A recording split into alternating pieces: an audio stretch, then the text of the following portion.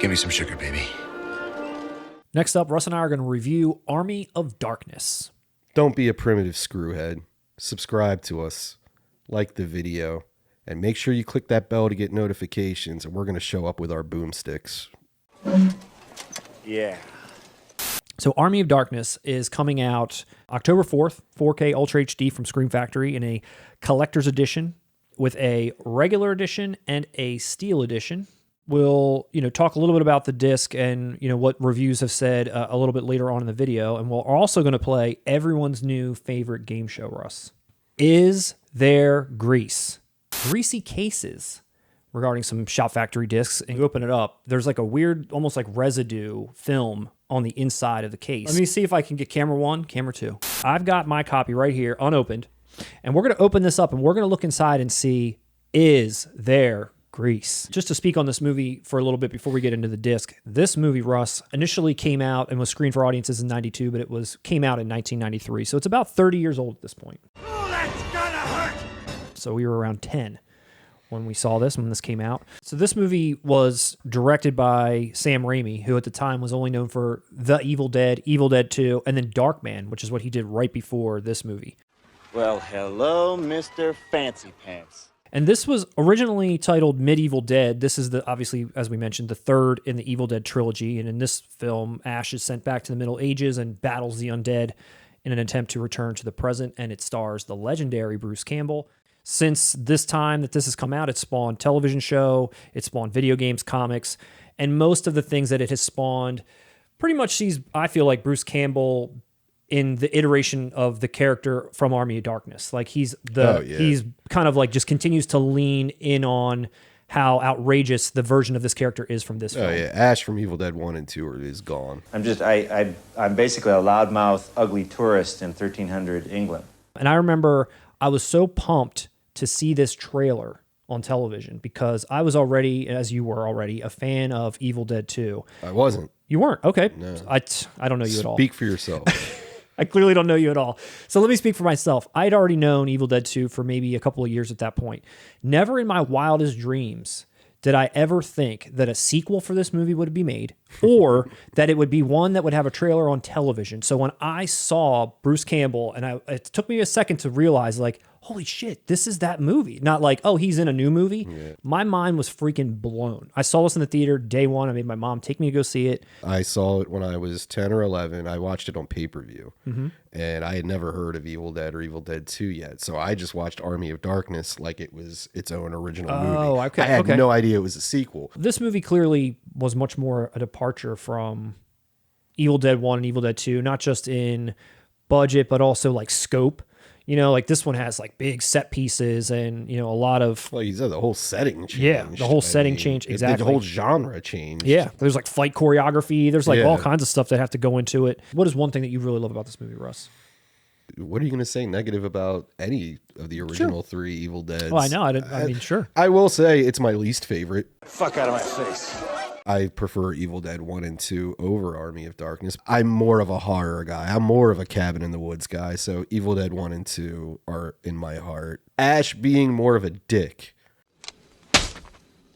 It doesn't ruin this movie. I still, every time that, get the fuck out of my face. Yeah. That line, every time, how? Well, that's just what we call pillow talk, baby. Obviously, Bruce Campbell makes this movie great. Like him, the actor, the character he brings to it. You don't have this movie if you don't have this guy in there. And he still brings that charm. But like you mentioned, he kind of amps it up considerably and kind of has a little bit more of this like manly macho posturing. Like it's like Jack Burton. First you want to kill me, now you want to kiss me. Blow. My favorite sequence, and it's the part where to me it feels the most like Evil Dead 1 and 2. The skeleton hands are coming out, they do the Three Stooges thing. Yeah. That whole sequence there, because they're actually torturing Ash and Bruce Campbell, and that's what always was so fun, especially in Evil Dead 2, was just the torture that Raimi was putting him through. Why are you torturing me like this? Why?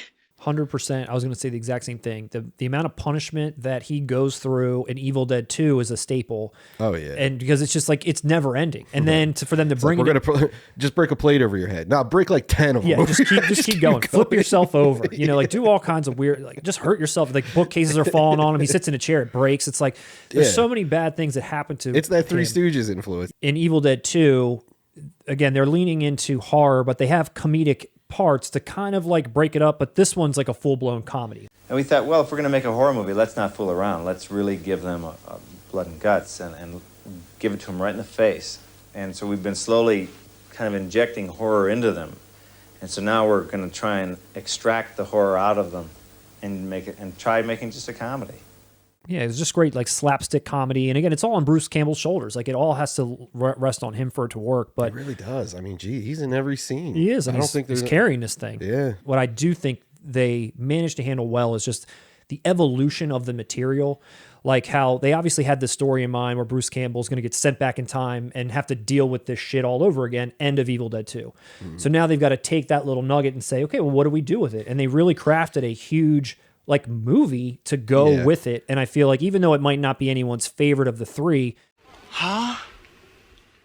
it lives on its own in such a really great way. It could be someone's favorite of the three. I don't know. I wouldn't be mad if somebody said I agree Army of with you. Darkness is their favorite. I'm not mad. I wouldn't be mad it's at that a great either. movie. I agree. The ending of Evil Dead 2 just feels like a joke. Yeah, it Like you does. just said, it just feels like a joke. We're going to punish you more. Yes, Ash, you didn't get away from anything, No. and now you're literally Yeah, in you're the screwed Middle forever. Ages. And then the fact that you said that they actually followed it up with a whole plot Yeah. and a whole other movie about him in the Middle Ages Yes. is great. And I do like, it's kind of cool that each one of these movies, Evil Dead 1, Evil Dead 2, and Army of Darkness, you could watch as their own movie or as a trilogy.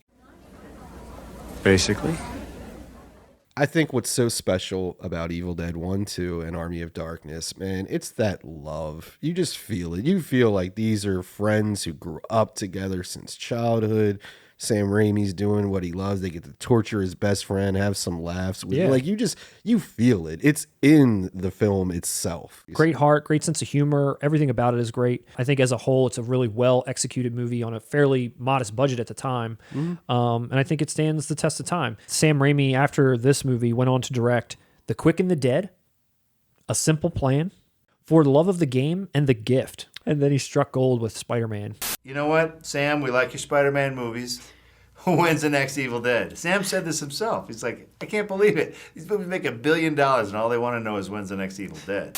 This franchise went on to basically just be culturally significant to our entire generation. Hundreds of physical media editions, which we've probably bought most of.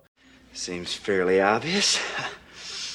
And now it's back out again from Scream in their collector's edition, which, again, they've put this out before, except it's got a new 4K restoration of the film. Theatrical directors and an international version. The director's cut has the original ending. The original ending was seen as a little negative. And the original ending being where Ash like sleeps through after saying the words wrong. He sleeps through and he wakes up and it's like the apocalypse. I can kind of understand why it was shot that way, because I think that makes sense within what has already happened, where he kind of like screws up this stuff. You so know what? much. It makes sense more in the Evil Dead world than it does if you're going to try and market Army of Darkness as its own movie. Yeah. And Army of Darkness, if you're going in unfamiliar, that is a weird ending. I've seen a lot of people that have commented negatively on not getting, the director's cut in 4K because that's their favorite version of this movie. And I got to say, like, the theatrical ending, even though it was changed, is still pretty like badass. And I still think it illustrates what they were trying to illustrate in the first ending, where he messed up the words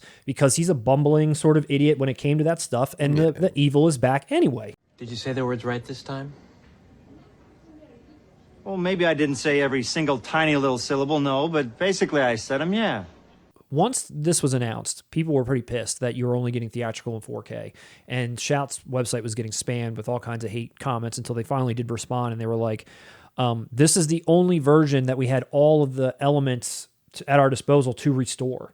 And when we say we're doing a 4K restoration, we're not just going to do like 90% of the movie and grab 10 minutes from somewhere else to kind of cobble it together. Like, we want the whole thing or nothing. You ever watched a movie where a release do where they've shit, done that, and it's so jarring? Yeah, it's that very noticeable. Oh, yeah. man. So they came out and they just said that real simply, like, we couldn't do it. Sorry. And, but people still are saying, The fuck out of my face. I'm used to that Bruce Campbell versus Army of Darkness edition that looked like shit. Oh, yeah, I remember that too. Yeah, you gave it to me. Will we ever get a box set, Russ? One is, can you get the rights? The first 3 movies were made by 3 different companies. New Line Cinema, Dino De Laurentiis, Universal, that then those rights went to MGM, and it's like, try and follow it. You know what I mean? I'm amazed we're here talking about this show. So as far as reviews of the disc are concerned, there isn't too many websites out there that have mentioned too much, except for High Def Digest. They've put a full review up. They've got some screenshots as well. They basically are saying that this is a highly satisfying presentation of the theatrical cut, and it's a vast improvement of the Blu-ray predecessor. It's porting over all the same stuff as you know, but it's highly recommended for every diehard fan and should be proudly displayed in their library, is their review of this disc. And they do have some side-by-sides, which we'll throw up as well for people to see. But now it's time to play everyone's favorite game, Russ. Is there grease? So let's find out. So I've got my copy right here. I went with the regular because I was hoping I was going to get one of those hard slide into the side boxes like Halloween got. That's the whole reason I wanted it. And that's not what you get. I don't know where and when we can find out what gets that box and what doesn't, but that might have changed my mind because I think the steel does look awesome. Okay, so let's rip this bad boy open here. And the drum roll. Okay, we got discs that are just falling right out right away. Let's get those back in there. I don't know that I like how easily these fall out. Oh, all discs have fallen out. If I can, I'll try to show it to you once I get all these back in there. Dude, seriously, like, look at this. I can't, oh my God. This feels like one of those infomercials where like the actors are over. I can't hold a glass. Black and white. It's like, has this happened to you? Oh my God. I will say there is some smudges within these trays, but it's not nearly as bad. It just fell right back out. Yeah, what's pissing me off though is how none of these stay in the trays. So buyer beware. Each one of these discs has different art as well. Let's see. Let's watch, you guys. Oh, they stayed in. Let's see. Oh, burn, and it's out. That's the international cut. Who gives a shit? And lastly, it's like this, which I'm going to hold because it's just going to fall out. But Army of Darkness 4K, it's out. Check it out. The reviews seem to be good. The movie itself is great. If you didn't know that already, shame on you. Go out and blind buy this immediately. If you're already a fan, obviously this is the 5th version of this movie you bought, so congratulations.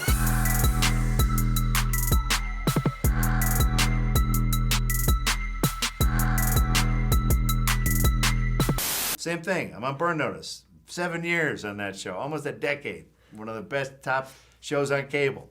When's the next Evil Dead? I'm like, what?